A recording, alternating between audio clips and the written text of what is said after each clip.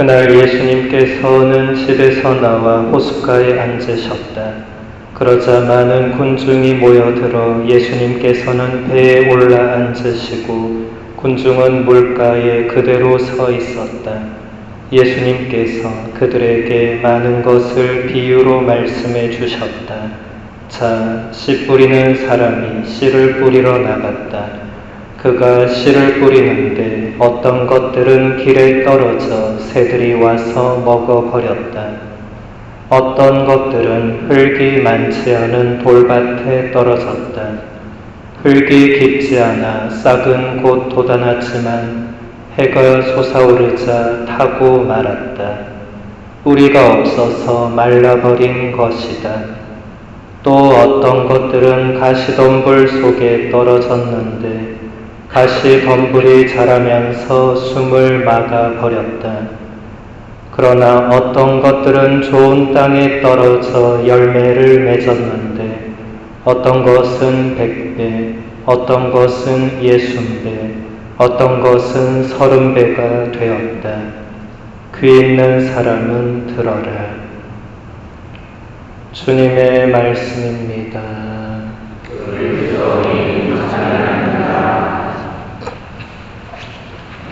참 예수님,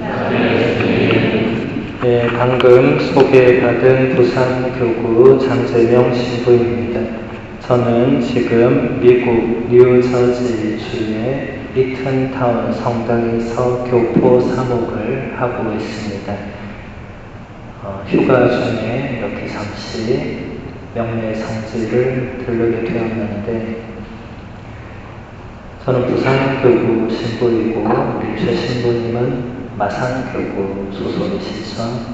부산교구와 마산교구는 같은 부산신학교를 오랫동안 다녔습니다. 지금은 부산신학교가 없어졌죠. 마산, 부산 지금은 갈라져 있는데 예전에는 같은 신학교를 다녔기 때문에 신학생 때부터 서로 이렇게 우정을 함께 나누고 자제가 되었어도 계속 이렇게 함께 사제생활을 하고 있습니다. 그래서 이 명례상지는 우리 최진호 신부님 전임이셨던 최문성 신부님 때부터 최문성 신부님이 저하고 신학교 입학 동기이십니다. 그래서 그때부터 계속 여기 왔었고 또 최진호 신부님은 신학교를 또 같이 잠시 살았고 또 로마에서 또 같이 잠시 지내고 해서 또 이렇게 명례를 찾아오게 되었습니다. 제가 명례를 와서 미사를 드리는 것은 오늘이 처음이에요. 왜냐하면 미사를 드리려면 미사 시간에 맞춰서 와야 되잖아요. 근데 신부들이 뭐 그런 거 안 따지고 그냥 만나니까 와서 항상 신부님 만나고 그냥 간 것 같아요.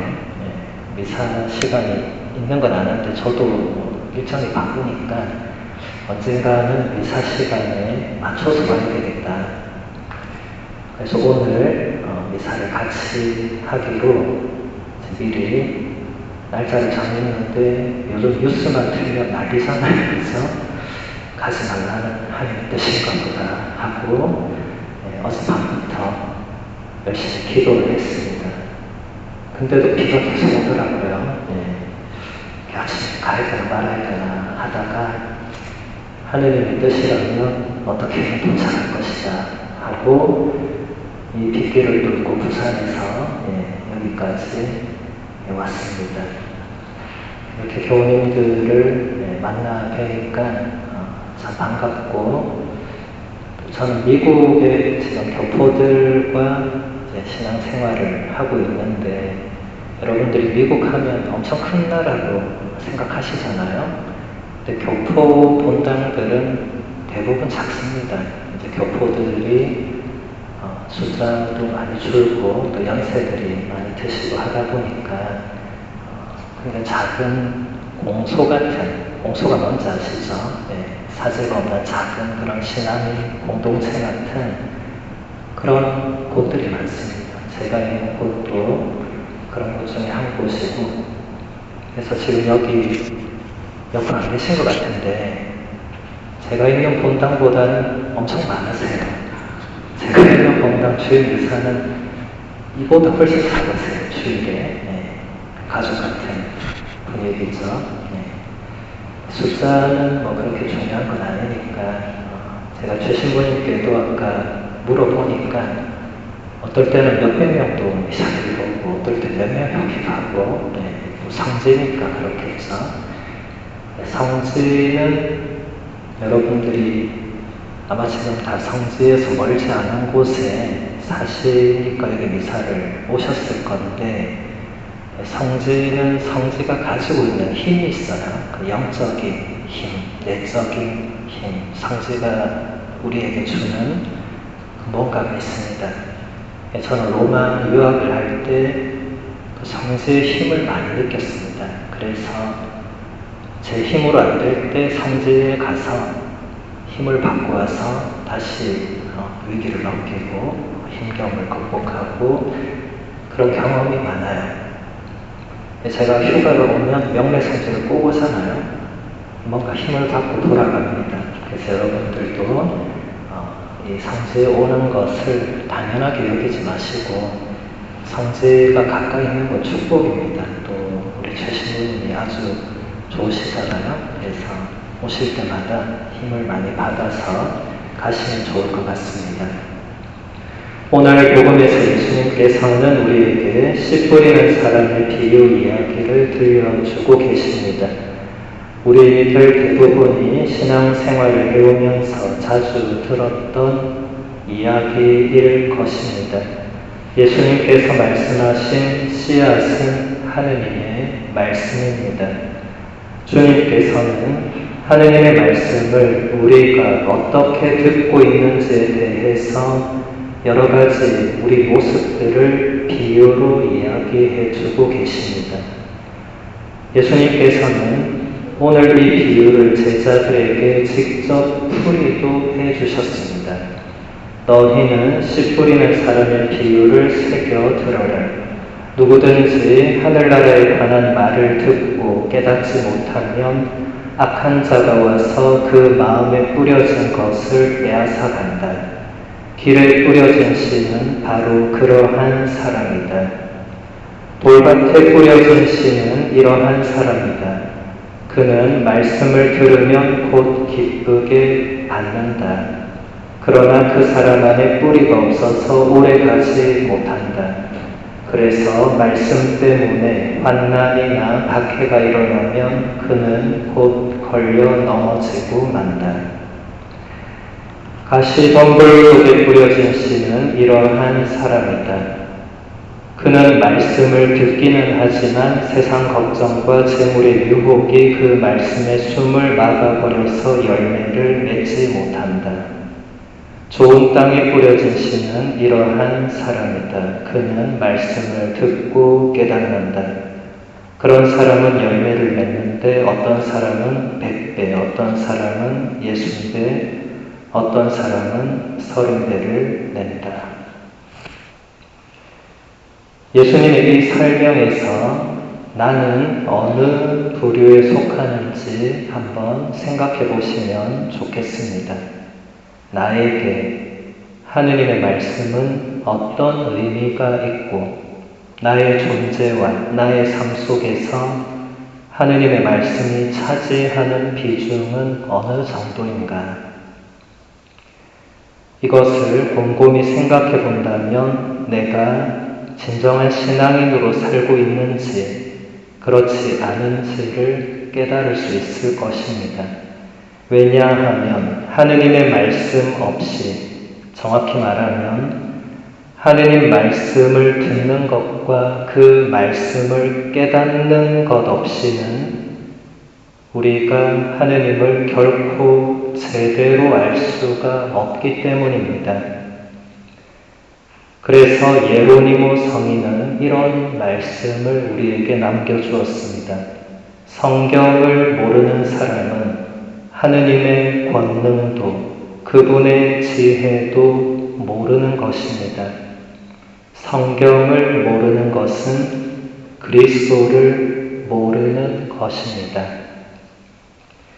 예로니모 성인이 이 말씀을 조금 더 풀어보자면 신앙생활을 40년, 50년을 하더라도 성경을 모르는 사람은 하느님을 잘 모른다라는 말이 됩니다. 성경 안에 담겨있는 하느님의 말씀을 제대로 듣지 못하고 깨닫지 못한 채 신앙생활을 한다는 것 자체가 사실은 말이 되지 않습니다. 그런 생활은 신앙의 본질은 외면한 채 곁가지만 붙들고 사는 것과 비슷합니다. 신앙생활에서 미사도 중요하고 기도도 중요하고 신심단체 활동도 중요하고 봉사도 중요하고 교우들 간의 친교도 중요하지만 이 모든 것들에서 본질적인 것, 즉 하느님의 말씀을 듣고 그 말씀을 묵상하고 그 의미를 깨닫고 하느님의 존재와 우리를 향한 하느님의 사랑을 아는 것이 빠져 있다면 그것은 진정한 신앙생활이라고 말하기 어려울 것입니다. 그러므로 신앙인으로서 우리가 해야 할 가장 첫 번째 일은 하느님의 말씀이 기록된 성경을 읽고 묵상하고 그 의미를 깨닫기 위해서 노력하는 것입니다. 이것은 다른 사람이 해줄 수가 없습니다. 신앙은 살아계신 하느님과 내가 인격적으로 만나고 그 관계 안에서 주님을 조금씩 알아나가고 사랑해 나가는 과정인데 이 여정은 오직 본인만이 할 수 있는 일입니다. 하지만 교우 여러분들이 혼자서 성경을 읽고 묵상하고 깨닫는 것은 대단히 어려울 것입니다. 또 요즘 이단이나 사이비, 종파나 유사 종교 이런 곳들에서 성경 공부하자고 성경을 들고 집에 찾아오거나 이런 경우들도 많잖아요. 그러니까 성경을 잘못 공부하거나 잘못 이해하거나 그럴 때 대단히 큰 문제가 발생한다는 것도 잘 아실 것입니다. 그래서 여러분들이 성경을 공부하기 위해서 도와주는 그런 좋은 가톨릭의 책들이 대단히 많이 나와 있습니다. 제가 외국 생활을 오래 하다 보니까 한국에 좋은 책들이 많이 나온 거를 잘 몰랐는데 이번에 와서 보니까 대단히 많아요. 근데 다 읽으실 수는 없겠고 예전에 이미 나와 있던 좋은 책이 있습니다. 지난 2006년에 성서와 함께 출판사에서 이런 책이 나왔습니다. 성경은 일르니와 함께 자란다. 아마 들어보셨을 거예요. 올리베타노 수도회의 이연학 요나 수사님께서 저술한 책입니다. 좋은 책은 다시 읽어도 또 새롭게 많은 것들을 그 안에서 배울 수 있습니다. 이 책은 여러분들이 성경을 읽고 묵상하고 깨닫는 데에 많은 도움을 줄 것입니다. 책의 한 부분을 소개해 드리는 것으로 강론을 마무리하고자 합니다. 모든 참된 그리스도인의 기도에서 언제나 공통된 체험이 하나 있습니다. 우리가 하느님과 어떤 식으로든 만나는 체험을 하는 순간 내가 하느님을 찾기 전에 사실은 하느님께서 먼저 나를 찾으셨다는 것을 깨닫게 된다는 것입니다. 그래서 성경을 펼칠 때도 내가 성경을 읽는다기보다는 성경이 나를 읽는다고 할까요? 그런 느낌에 문득 사로잡힐 때가 있습니다. 사실 내가 성경을 가장 잘 해석하는 순간은 성경을 통해서 살아계신 하느님의 말씀께서 나를 해석하고 계시다는 것을 깨닫는 순간입니다. 시편으로 기도할 때도 그렇거니와 거룩한 독서에서 우리는 이런 비슷한 체험을 자주 하게 됩니다. 어떤 분의 현존 앞에서 이렇게 앞뒤가 바뀌고 주객이 전도되는 체험, 이것이 거룩한 독서를 포함해서 모든 형태의 그리스도인들의 기도에 결정적이라고 생각합니다. 기도로 곧바로 이어지는 성경 읽기 혹은 성경 읽기에서 곧바로 샘솟는 기도를 거룩한 독서라고 부릅니다. 성경 읽기가 곧바로 기도가 된다는 것은 읽는 것이 사실은 듣는 것이기 때문에 그렇다고 할 수 있습니다. 듣는다는 것은 우선 상대방이 내 앞에 있음을 전제하는 것입니다. 나아가서 어떤 식으로든 나를 비워서 상대방이 내 안으로 들어오게 하는 것을 뜻합니다. 내 안에 그가 있을 자리를 만드는 것입니다. 하느님의 말씀을 진실되게 들을 때 나는 나에게서 빠져나가서 내 존재는 말씀하시는 분께서 머무르시는 집이 되기에 이릅니다. 듣는 사람은 비로소 자기가 온 세상의 중심이 아니라는 사실을 알아차리고 심지어 자기가 자기 스스로의 중심도 아니라는 사실을 알아듣습니다. 들으라는 말씀이 신구약 성경을 통틀어서 얼마나 중요한지에 대해서는 모두 다 잘 알고 있습니다. 여기서 계명의 내용 자체는 아직 그다지 중요하지 않습니다. 그저 말씀을 들으라는 것입니다. 사실 듣는 것이야말로 구약 성경의 모든 계명들을 요약하는 한 말씀이 될 것입니다. 그런데 이미 다들 느끼고 계시겠지만 듣기가 생각처럼 쉽지는 않습니다. 사무엘처럼 주님 말씀하십시오. 당신 종이 듣고 있습니다. 하고 진심으로 대답하기가 참으로 만만치 않습니다. 우리가 성경을 펼쳐놓고 주님 제발 저에게 한 말씀만 하소서라고 기도할 때 많은 경우에 우리 마음속 깊은 곳에서는 이런 말을 덧붙이고 있을 때가 많습니다. 주님, 제발 제가 들어도 괜찮은 말씀만 해주십시오. 행여라도 저를 힘들게 할 수 있는 말씀은 하지 말아 주십시오. 솔직히 말한다면 사실 우리들은 하느님의 말씀을 듣고 싶어 하지 않습니다. 하느님 말씀을 그대로 듣고 그 말씀에 비추어진 자신의 초라한 실상에 직면하는 것이 너무나도 두려운 것입니다. 이스라엘 구원 역사의 대하 드라마 그 중심에는 죄가 있었습니다. 그리고 그 죄는 바로 하느님의 말씀을 듣지 않는 것이었습니다.